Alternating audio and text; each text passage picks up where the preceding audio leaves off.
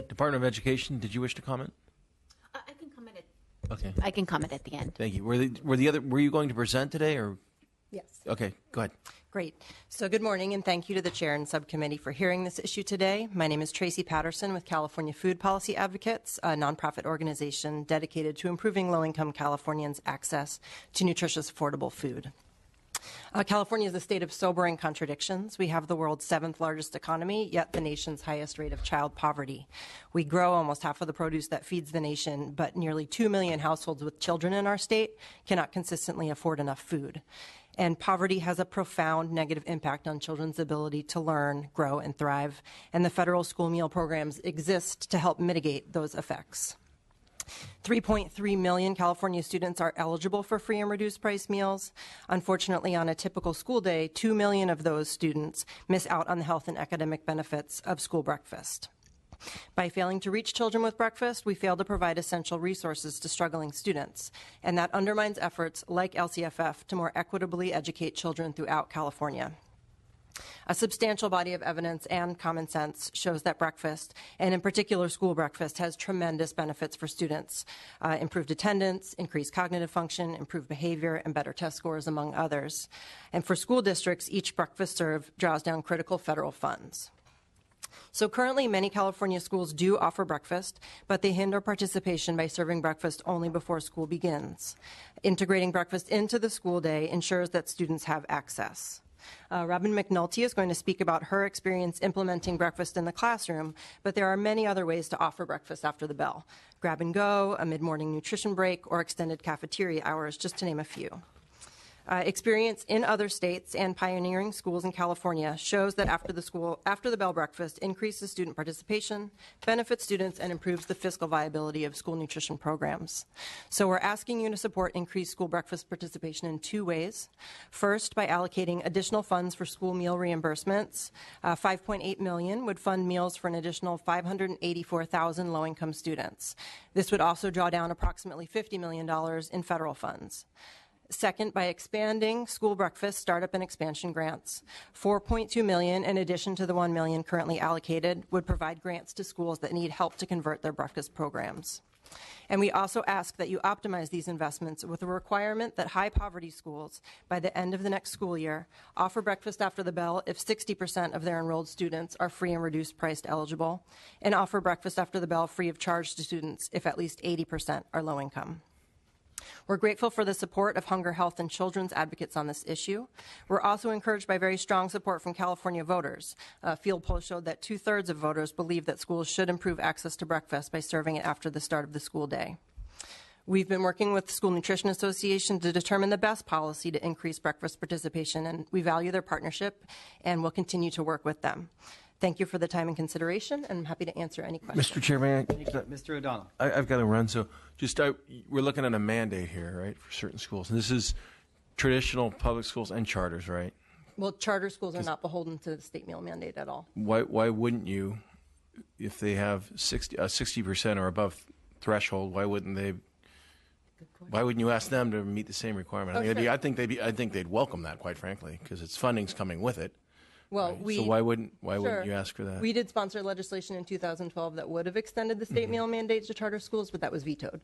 We would, of course, support that policy being extended to charter schools, but that is not currently. But this got vetoed or didn't get through last year. Why wouldn't you include it again? Push for charter schools to be beholden to the makes school no meal sense mandate? to me. I mean, those children need the opportunity to eat at school as well. Yes, and we are in strong support of that. You are good, thank you. And then you don't want to infringe upon instructional time either, right? Correct. So talk to me about that. Walk me through. Sure. So CDE policy for at least the last 5 years has clarified that breakfast in the classroom, as long as other activities are taking place, counts as instructional minutes. This is not about taking away learning time. This is about supporting learning. Right. So, and I get it. You know, a tired kid is a kid a hungry kid is not a hungry child is not a child that's ready to learn. But we're not looking at a mandate where a teacher takes away 20 minutes, 25 minutes of instructional time to then feed the kids in their classroom, because I have a challenge with that. Sure. That doesn't mean a child couldn't eat in the classroom. That's not what I'm saying. But what I'm saying is, and we're not going to regularly schedule, hey, at 8 a.m. you're going to start eating, and at 8:25 we're going to start instructional time, where in the year prior maybe we started instructional time at 8 a.m. See what I'm saying? We're not losing time for the logistics associated with feeding children in the classroom. We can do it before school. You can maybe do it at a break. Maybe if you're late, you can come and bring it into the classroom, which I didn't have a problem with kids eating in my classroom. Didn't bother me. Just had to throw it out outside. That was my one rule. Didn't want to smell it all day. But is that how you're shaping this No, that is proposed included in policy? this policy. Okay. We are just asking that it's served at any time after the bell in any way that works for a local school. So grab and go, which is what you're describing, where you can grab a breakfast and eat it in the classroom, would be contained in this policy. And then the California School Nutrition Association, those individuals who work at school sites, primarily administrative function and delivering food to children in schools. Why aren't they here today? They are they in support? No. They're not. Okay. Not of the full policy. Okay, I thank you. think we are in support of the same goal. But they're not in support at this time. Okay. Doesn't mean it's not good policy. I just kind of want to see what's going on. Well, we'll get to the public comment in a bit. But I will note, Mr. O'Donnell, I know you have to leave, but we talked about this last year extensively in committee, in your committee. And there are some logistics issues. Maybe we could call it the go-gurt clause. I know when our kids are in a hurry, you put one in and they're pretty, every once in a while there's a mess, but I think it's better than spilling cereal all over the floor with milk. And so there are things logistically that you could do to make sense. But I think she's highlighted that that's possible. That's kind of where they're coming from. And what we're, going to attempt to do, I know this is informational, is to see to the extent that we have resources available to maybe provide some type of opportunity to do a piece of this going forward. So we will hold that issue open. Oh, okay. And there's one more speaker that I cut off. I apologize. I just have to leave. I completely apologize. I totally understand. Okay, go ahead. All right. Good morning, and thank you, Chair and Subcommittee, for hearing this issue today. My name is Robin McNulty, and I'm with the San Diego Hunger Coalition, a nonprofit organization who works to ensure that no one in San Diego County goes to bed hungry. But I'm here today to tell you about my experience as a nutrition director in a pre-K to 8th grade public school district. I held this position from 2005 to 2015.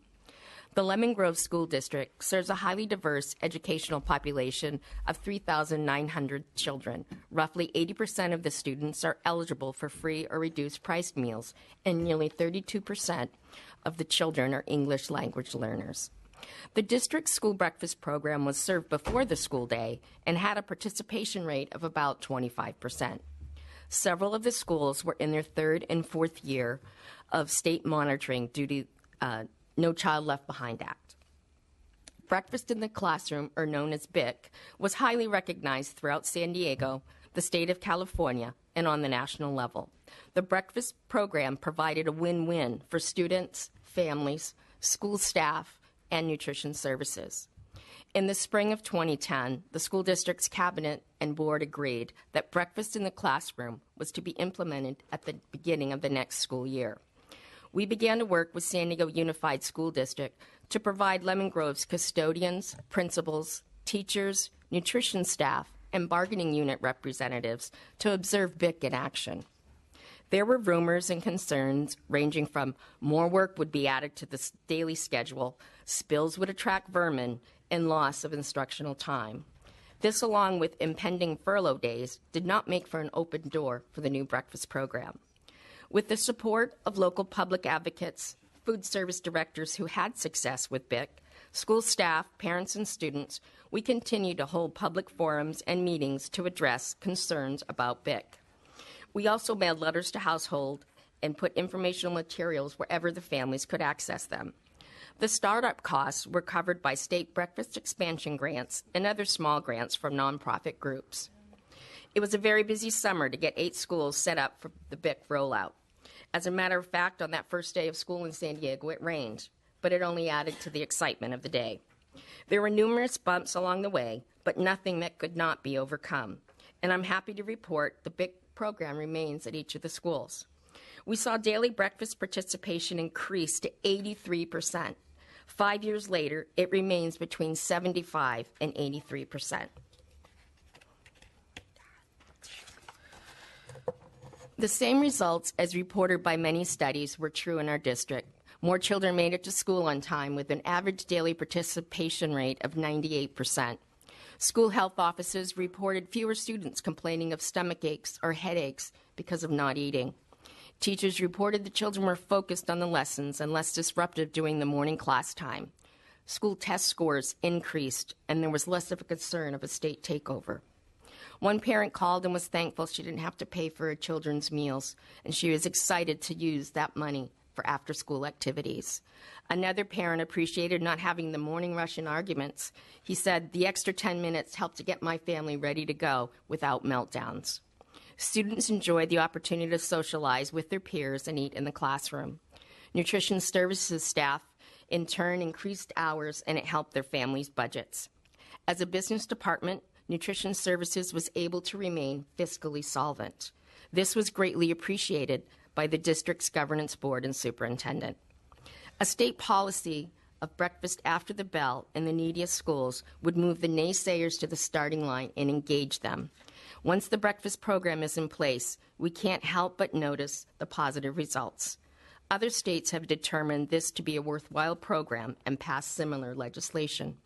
Breakfast after the bell gives students and schools opportunities to reap the educational benefits of starting the day ready to learn. Thank you. Department of Education.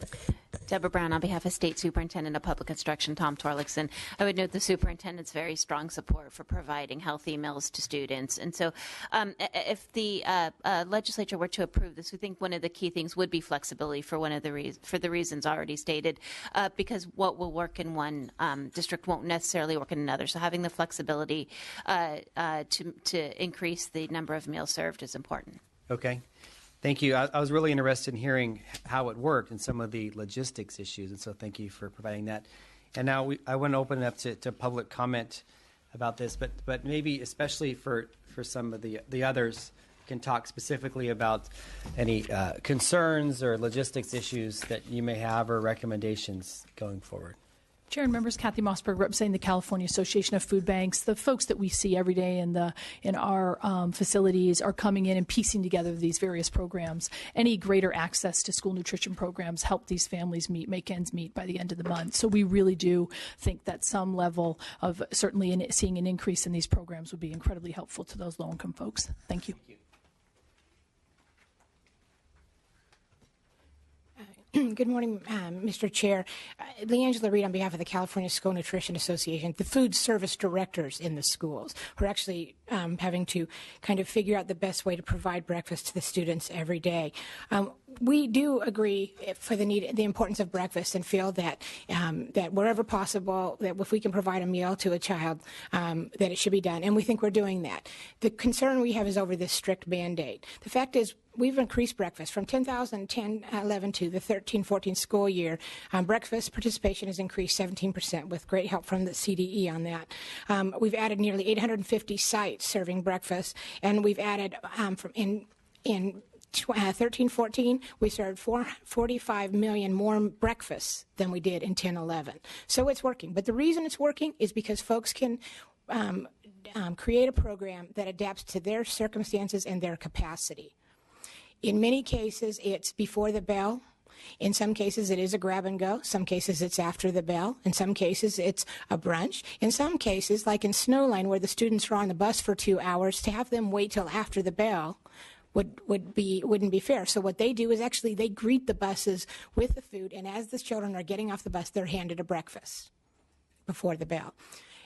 Breakfast after the bell is fantastic if you can make it work. But you yourself noted that in order to do that, you have to have collective bargaining agreements with your teachers. You have to have collective bargaining agreements with your custodians in place. You have to adjust your bell schedule, and yes, you do have to adjust your bell schedule, and you also have to adjust the time period so that you're not affecting instructional time, because there have been audits of school districts on instructional time because of serving meals in the classroom. You also have to take into consideration that their number bases on 60% eligibility, not participation. So while we strongly support breakfast after the bell, we think limiting the increase in reimbursement to only those programs will actually defeat the purpose of increasing the number of breakfasts in many cases. And in fact, programs in your district actually would not exist if they had to be after the bell. So we're happy to answer any questions. We do want to increase the number of breakfasts. We like it. It's the mandate, and making it only after the bell that is a problem for the food service directors. Thank you. Terry Burns, California School Boards Association. The School Boards Association supports breakfast after the bell. There's a video on our website about it. We don't support a mandate. As Ms. Reed pointed out, there are lots of complicating factors in very different districts and very different sites. We think that should be left to local control, how we go about doing breakfast. So can you walk me through, how would you support it but not support a mandate? So support individual districts to come up with their own type approach? To come up with their best program, which is best for their local decision. If breakfast after the bell is how they want to do it, if breakfast before the bell is how they want to do it, if a grab-and-go program, that really is going to be at the site level on how they want to make this work best for them. How they can work it best with their custodial staff, how they can work it if they have a central kitchen versus on-site kitchens. It really depends on what the local circumstance is, and it should be left to them. Okay, thank you. And as you note, that the reimbursement is there from the federal government. Hi, Chair Kula Koenig on behalf of the American Heart Association, American Stroke Association. We really support expanding this, this ask to almost 600,000 students in the state of California that will actually be able to have access to a nutritious meal. We have studies that show that when students participate in school breakfast, not only do they do better in school, but they're also healthier in the sense of maintaining a healthy weight, but also staving off chronic diseases like diabetes, which can cost our state so much money as well. So these are other factors to think about. This is really important. We have the opportunity to give our students, a head start to a healthy lifestyle, and I thank you for having this discussion. Thank you. Good morning, Mr. Chair. Viviana Becerra on behalf of the California Center for Public Health Advocacy in strong support of this proposal. We know, to echo the comments of the previous speaker, that a nutritious breakfast really does help students perform better in the classroom and have an overall better diet. And this proposal makes breakfast more convenient and available to all students regardless of income. And with that, we ask for your support when the time comes. Thank you. Good morning, Mr. Chair and staff. Martha Alverson with AXA. We also support the concept about trying to ensure kids are well nourished, they come to school prepared to learn, whether it be they get a good night's sleep, they're well fed in the school, especially for those who are low income students and do not have access to good, healthy food at home. I think the concern that has been expressed by prior speakers is regarding the state mandate. We would support instead to incentivize school districts that want to move forward, whether it be current pilots or encouraging other school districts to do this policy.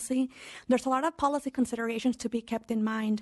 One of them is the impact on the instructional minutes. As it was previously mentioned by some of the speakers, it would have collectively bargaining implications because teachers are only required to be in a school day for a certain number of minutes. So it would impact the number of instructional minutes. It would have an impact on the facilities and the custodial time spent in the classroom. So there's a lot of logistical implementation questions. We believe it needs to be considered through the policy committee. There was a bill last year that got held in appropriations, but it really has a lot of policy considerations that we need to keep in mind.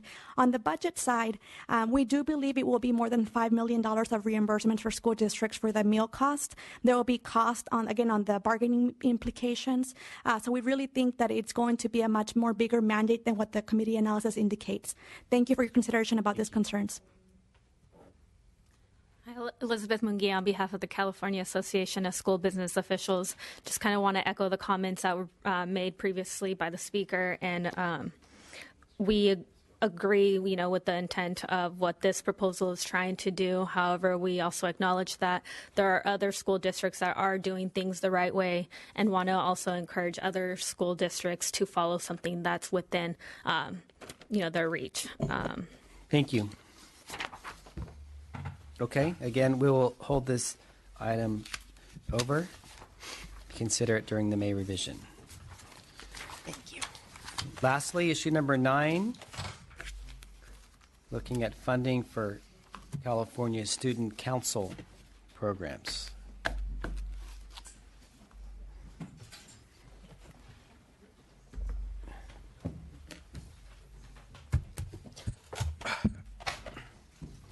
Okay.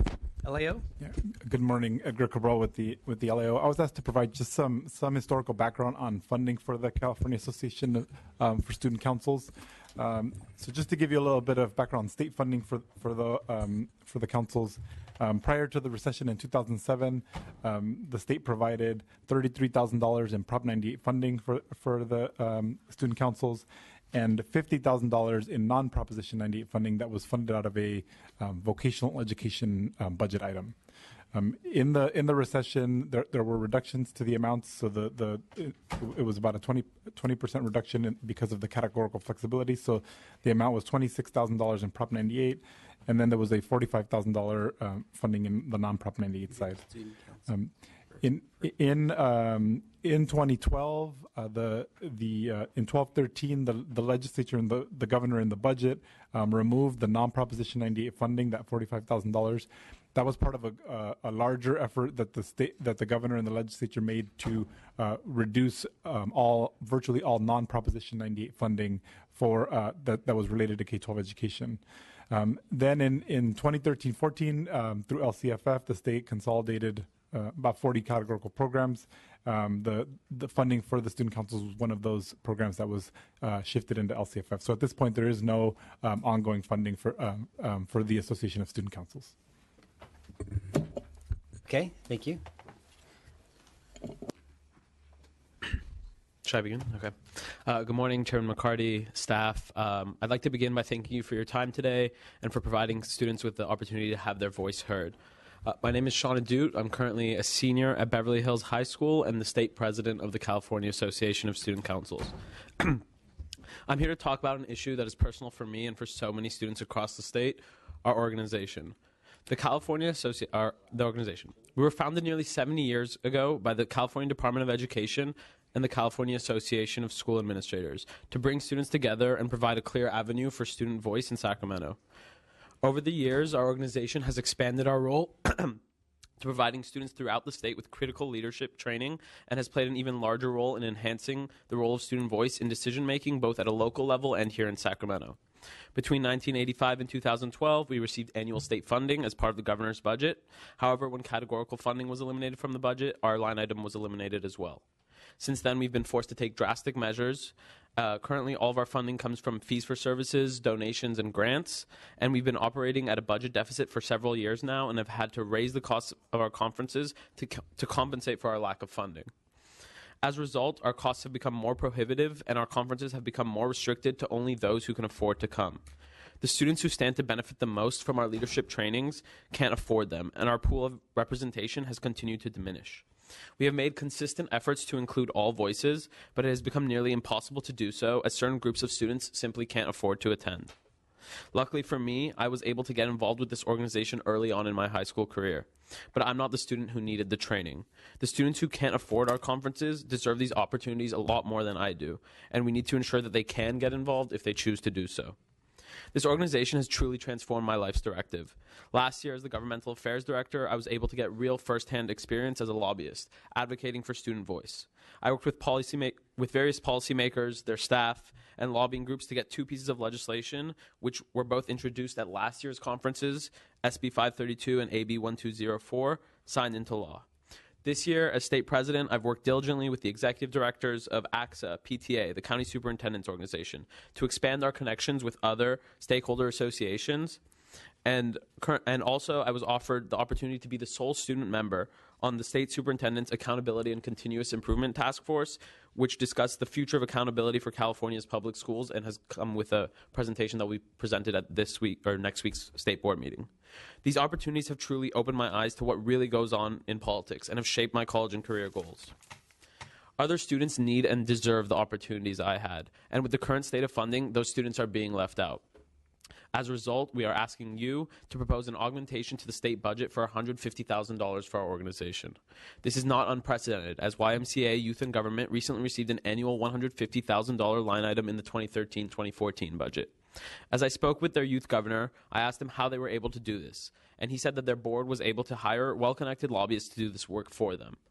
Our organization doesn't have any lobbyists. With only 2 full-time adult staff members, we are completely student-run and student-led from top to bottom, but we still need this money to continue to survive. Over the past several months, we have been working with the Department of Education to reinstate this funding. The Chief Deputy Superintendent, Glenn Price, has informed me that they are prepared to place a budget change proposal on our behalf. We simply need this request to start from the legislature to ensure that it goes through. This small amount of money is an investment in the future of California students. It gives us the opportunity to continue to inspire students from across the state. Additionally, it allows us to continue to advocate on behalf of all students, not just a select few. We play a critical role in the democratic process as we continuously provide legislators and other education policymakers with insights on the student opinion that can only be found by talking to actual students. Through our annual conferences here in Sacramento, our work with policymakers and their staff, and collaboration with other groups that influence education policy, we really are the voice of the students at the Capitol. Instead of having consultants provide these entities with information, we provide real first-hand accounts of how policy is being implemented. And without this money, that valuable insight may be lost. The students of California provide valuable input. As the largest stakeholders in the education system, students need to have their voice heard, both locally and at school sites. And at the state. And our organization provides students with that opportunity.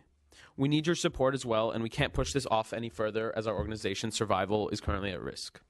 I'm going to go a little bit off script here and just talk about my own personal experience. I found out about this organization as a freshman. One of my older friends who really served as a role model for me was involved to a high degree in this organization. I asked him about it. He gave me some information, and I applied, not really knowing what I would get into. At first, I didn't really understand it. And then it wasn't until I came to my first conference up here in Sacramento that it transformed my life. I applied to be the governmental affairs director the next year and was lucky enough to get the position. Now I'm the state president. And I can honestly say that the experiences I had within this organization were the most powerful for me in terms of the most powerful and the most rewarding for me in terms of what I plan to do moving forward. What I've done in high school. When I look back at high school, this will be the one thing that stands out. This was the thing that completely transformed everything for me.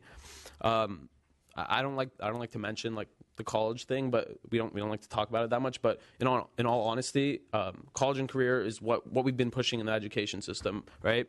And if it wasn't for this organization, I was accepted to Stanford, Harvard, and Princeton, and this organization was really what did that for me. And there's no doubt in my mind that this was what propelled me forward. Speaking of career, I've really begun strongly considering a career in policymaking, a career in politics, something that I didn't really think was even possible when I was younger.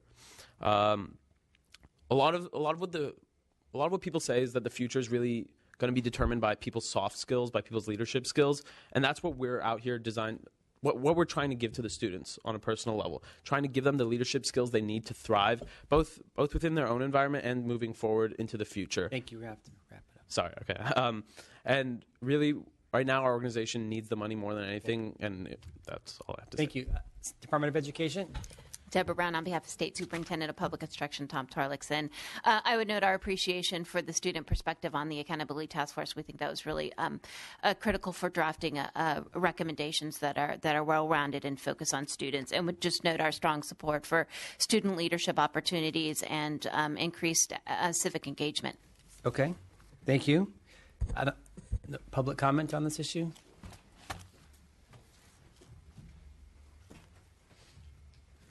Good morning, Mr. Chair and committee members. My name is Mike Walsh. I'm a trustee for the Butte County Office of Education and the vice president for the California School Boards Association. And I'm here to speak on behalf of CAS for several reasons. One, during the summer of 1981, I was a student participant at a CAS summer leadership camp held at UC Santa Barbara, and I returned the following summer to work as a camp counselor. Many of the skills that I learned those 2 summers have continued to serve me well as a board member and also in my private and professional life. I can offer you a unique perspective I have since I partner each year with CASC on several of their regional trainings and also in their summer leadership camp as a leadership facilitator. It's my opinion that many of the underserved students in the LCFF that we school board trustees are being asked to better serve would also benefit from the opportunity to learn the same skills that I did as a child while being raised on public assistance from the age of 3 to 18. And thank you for considering supporting this organization. Thank you. We try to keep it to 1 minute or less, please. Thank you. Hello, my name is Julia Greensfelder, and I'm a student at Albany High School. I'm a junior, and I'm also a delegate to the California Association of Student Councils and the California YMCA Youth in Government program. So when I really started my interest in government, I joined Youth in Government, and that program was an incredible leeway to teach me how the legislative process worked. It gave me public speaking opportunities. It taught me how to run a statewide campaign, and this organization really did transform my life. But during my sophomore year, I decided that wasn't enough for me. Youth in Government was a great way to make friends, and it was a great way to speak about things that aren't actually being implemented into our government. And so that's when I found the California Association of Student Councils through the Youth in Government program. And joining the California Association of Student Councils has truly transformed my life. As Sean has also said, I've had the opportunity to speak to the Assembly Ed Committee, to speak to the California Board of Ed. I've had the opportunity to present to my school board. You're not going to mention speaking to the Assembly Budget Subcommittee, too? Of course, the opportunity to speak here as well. But I just really want to emphasize how much this program has changed my life. I'm now, like Sean said, really interested in pursuing a path in policymaking. I'm interning for an assembly member this summer. And this organization, aside from kind of the things you can write down on paper, I've done this, this, and this organization really does help students boost their self-esteem. It helps students meet people that really matter, students that, your peers. You don't think you'd be interacting with peers that are like, having ideas as to how to implement legislation in the government, but you are, and they influence you, and you influence them, and it's just this organization that the collaboration just truly teaches you how to become a better person. So, yes, I'll leave it at that. Thank you. Good morning, Mr. Chair and members. My name is Chris Adams. I'm the Assistant Executive Director for AXA. Our partnership with CASC has grown this year. We've been able to take the kids with us on the road and get them in front of our members to actually share what's going on in terms of local control and Common Core and things of that nature. We support this funding for a couple reasons. As a former superintendent, in this era of accountability and pressures on kids, one of the greatest things we can do is give leadership opportunities. Talk about college and career ready. If kids have the opportunity to have leadership experience and that service to others, it not only boosts their self-esteem, boosts test scores, but also gives them a clear path and a clear understanding of what they're going to do with their lives. So we support this. Thank you. Good morning, Mr. Chair. Leangela Reed on behalf of the California Association of School Counselors. I'll be very brief. Our CASC has a very strong relationship with the other CASC, and we want to see that work continue, and strongly support the augmentation. Thank you. Okay. Thank you. Thank you for your testimony on this. I guess my only question on this is, first of all, who doesn't like a student council? I think we all value their role, and really inspired by seeing young people participate in all of this. It is $150,000, which doesn't sound like a lot of money, but it is a chunk. But there are 1,000 school districts across California. Not everybody could qualify. So how do you pick and choose who gets to qualify? If you did it for every district who had a student council, it's $150 or something per. So it doesn't go a long way. So I guess the question is, how do we assume that we get our biggest bang for our buck and allowing people to participate who want to, as opposed to, we don't like to be in the position of picking winners and losers, but having a fair opportunity for people to apply from Sacramento to San Diego, San Francisco, Oceanside, Long Beach. So obviously, the more money, the better. We'll take as much as we can. But in terms of what this money will be designed for, it's for the students who can't afford the programs on their own. Mm-hmm. So those who are on free and reduced price lunch. And then we'd also have a certain portion of the money designed to outreach to those students specifically. So it's opened up. So for example, I'm not quite sure how it works, but every school board, there's 1,000 in California, right? Mm-hmm. So let's say they all have a school board, and there's one student council for that school board. So it's 1,000 people. So they would, if 1,000 individuals wouldn't happen, if they applied, there would be a competitive process where you would review who applies. How does that work? For the scholarship process, it's completely based on financial need. So this money would be designed for that. Oh, I get that. But what happens if there's 5 slots and 500 people apply? We tend to take as many students as we've never had a problem with too many students applying for any of our programs. We just continue to expand until we've never capped out, and I don't think we have the potential to cap out. It's just we'll bring in more counselors to meet the needs of however many students apply. Okay. Thank you. No problem. Alrighty. Thank you. We'll hold this issue open.